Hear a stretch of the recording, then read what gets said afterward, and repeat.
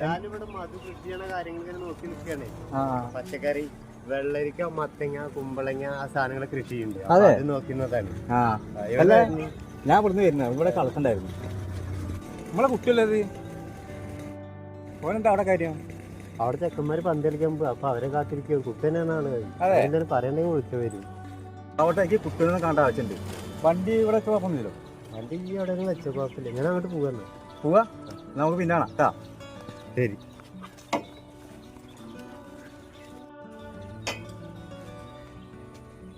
കുട്ടോ കുട്ടോ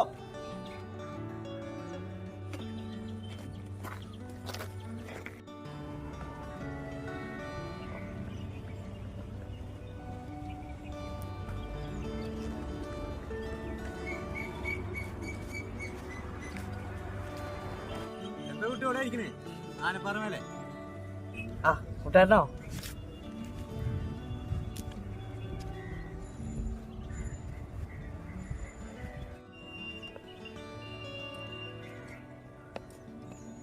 ഇവിടെയുള്ള കുട്ടി പൊന്തമാട് cinema shoot ചെയ്ത സ്ഥലം. നീ എന്താ ഇവിടെ? ഞാൻ പറഞ്ഞില്ല. എന്താ കുട്ടി വർക്കില്ലേ?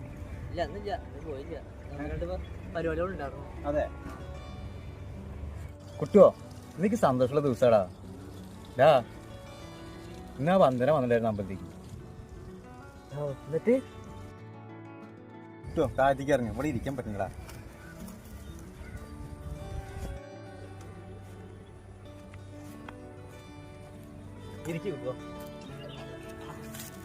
കുട്ടോ, ഞാൻ അവൾക്ക് നമ്പർ കൊടുത്തിട്ടുണ്ട്. സമയമുള്ളപ്പോൾ വിളിക്കാനും പറഞ്ഞിട്ടുണ്ട്. കുട്ടോ, അവള് വിളിക്കടാ. കുട്ടോ വിളിക്കും കൂട്ടാ, അല്ലെങ്കിൽ ഞാൻ വിളിപ്പിക്കും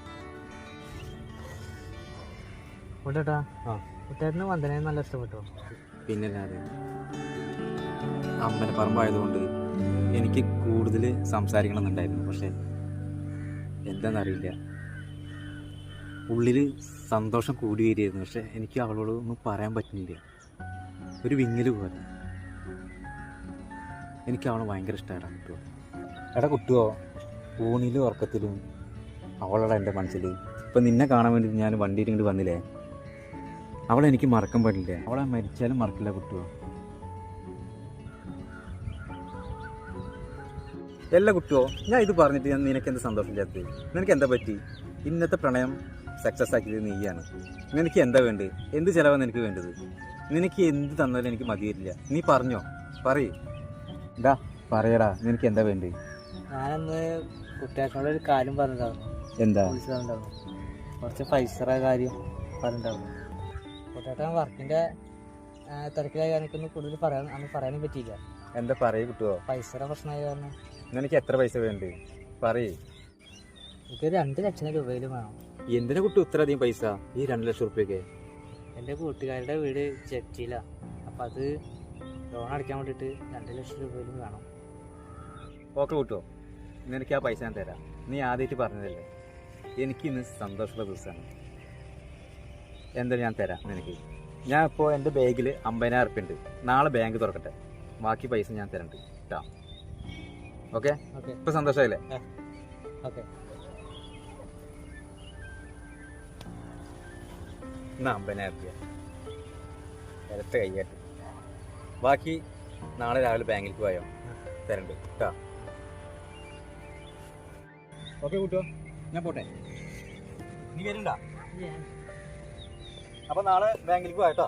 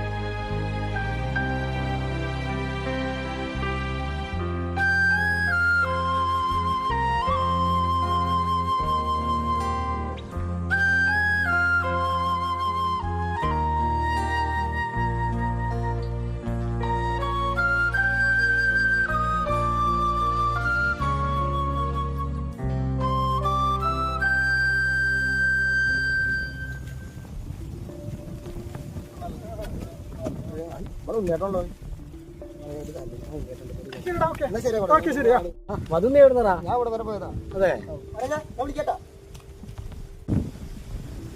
ഏട്ടാ പറയണമെന്ന് പ്രശ്നം തോന്നരുത്.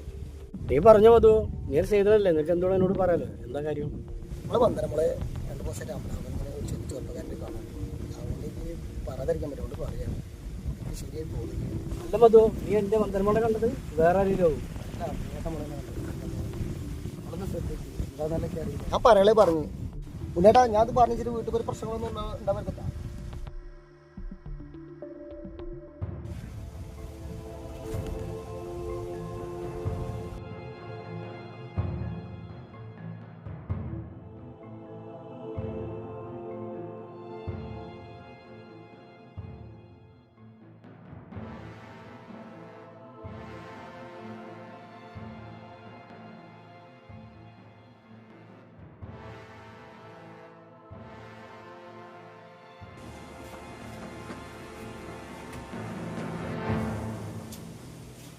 നീ വന്ദനെ,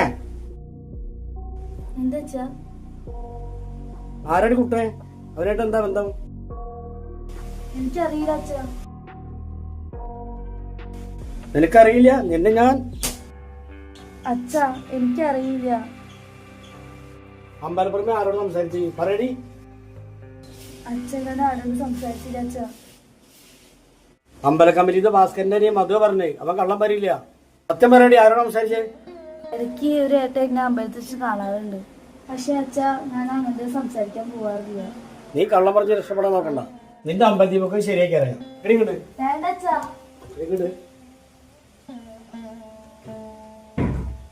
നിന്റെ കോളേജൊക്കെ അമ്പലത്തിൽ പോക്ക് ഞാൻ റെഡിയാക്കി തരാം കേട്ടാ. നീ അവിടെ എടുക്ക്. തലയിർത്തി നടക്കാൻ പറ്റാത്ത കണ്ടീഷനാക്കി. നിനക്ക് കോളേജ് ഫീസ് അടയ്ക്കാവുന്ന പൈസ നീ ലക്ഷ്മിക്ക് കൊടുത്ത്. അത് ആ പാവം കുട്ടു നല്ല ചെക്കനായ എന്നോട് പറഞ്ഞേ. ഞാൻ അറിഞ്ഞത് കാരണം നീ ഒരു കെണി പോയി ചാടിക്കോ, മനുഷ്യൻ നാണം കെടുത്താം. അതാരാ നിന്നെ കൊണ്ട് ഞാൻ പറയുകയും ഇതിന് തുള്ളി വെള്ളം നിൽക്കോട്ടാ. അവിടെ കെടുക്കുകയും അതൊക്കെ അയോള്.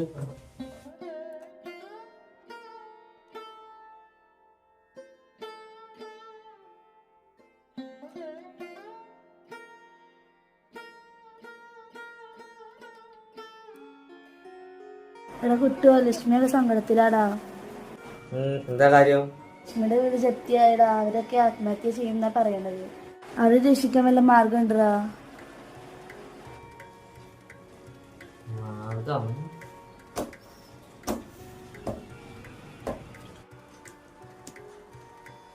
ഒരു മാർഗമുണ്ട്,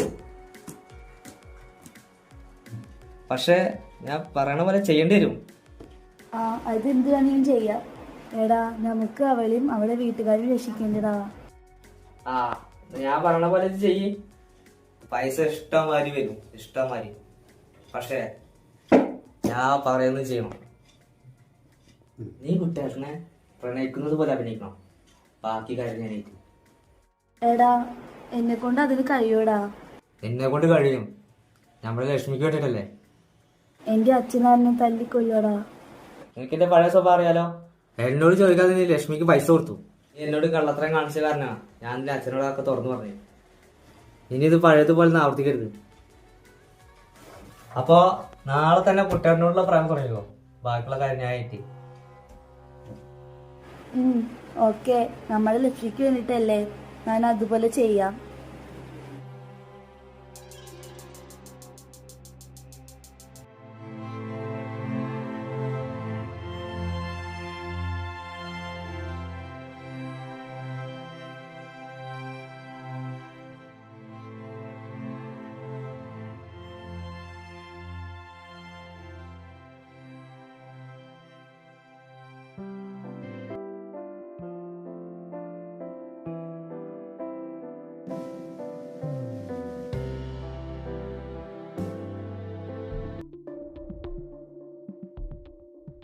നീ എവിടേക്കടി പോയിരുന്നു? പ്രവിലേജിലോട്ട് പോയിക്കായിരുന്നു ഡ്രസ് കഴിപ്പിക്കാൻ.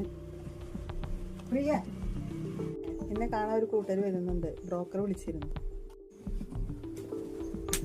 പ്രിയ, ഇന്ന് വരുന്ന കൂട്ടര് നല്ല ആൾക്കാരാന്ന് പറയുന്നു. ഇതിനെങ്കിലും നീ സമ്മതിച്ചില്ലെങ്കിൽ കാണിച്ചു തരാൻ. നീ എന്താ മിണ്ടാതെ നിന്റെ നാവിറങ്ങിയോ? അച്ഛനില്ലാത്ത കുട്ടിയായെന്ന് കരുതി ലാളിച്ചു വളർത്തിയതാണോ എന്റെ തെറ്റ്? എന്റെ കാലം കഴിഞ്ഞ് നീ എങ്ങനെ ജീവിക്കാനാ കരുതണേ? എനിക്കതാണ് ഇഷ്ടമോ? അതാണോ നിന്റെ ഉദ്ദേശം? ഇതിനാടി നിന്നെ ഞാൻ കോളേജിൽ പറഞ്ഞേക്കണേ?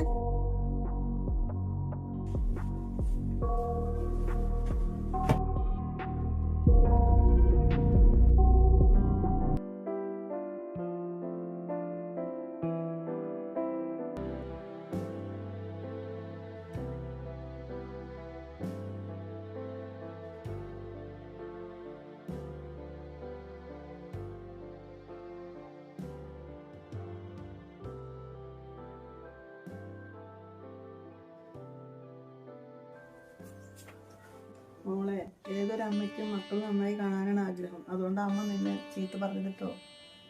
സാരല്ലേ അമ്മ, എന്റെ അമ്മേനെ എന്നെ ചീത്ത പറഞ്ഞത്. മോള് പറ, നീ ആരെ സ്നേഹിക്കുന്നത്? ആ ആള് നല്ലവനാണ്. അമ്മ, കുട്ടിയേട്ടൻ പാവ അമ്മ. അവിടെ ആരുമില്ല, കുട്ടിയേട്ടനും അമ്മ മാത്രമേ ഉള്ളൂ. എനിക്ക് കുട്ടിയേട്ടൻ എന്നെ ജീവിക്കാൻ പറ്റില്ല അമ്മ. കുട്ടിയേട്ടൻ ഒരു പാവാണ്.